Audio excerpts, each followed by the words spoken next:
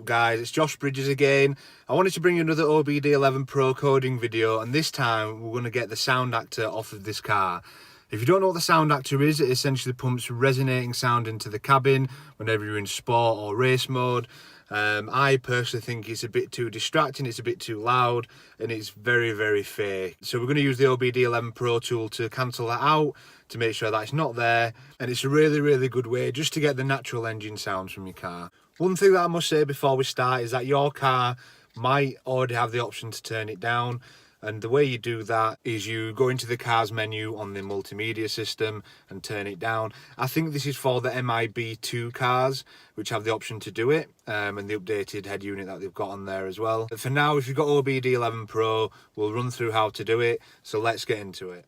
So as always guys, before we start, make sure your OBDeleven plug is down in the OBD2 port. We need to turn the ignition on, as so. And then what we need to do, we need to navigate to the OBDeleven app, which is here. It's always nice to know we've got no fault control units. We need to click this option, scroll all the way down to what this says here, which is structure actuator for structure borne sound. Need to click that. So run straight into this menu here. We need to go into adaptation.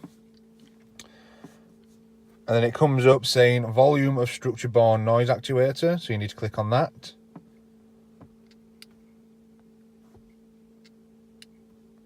And as it said here, mine for some reason is 49.8%. I'm going to turn it to 0.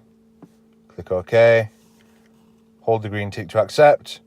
Adaptation accepted. And that's all you need to do. So really easy steps. I mean, there's a maximum of 5 to be able to get it done.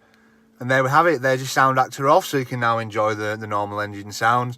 They are a bit quiet, but what I do recommend is getting the res delete done, and I'll pop a link down below to that video as well so you can see what it sounds like. I've recently had it done myself. Very, very impressed. Very, very good mod to be able to do to the car and for such a small price.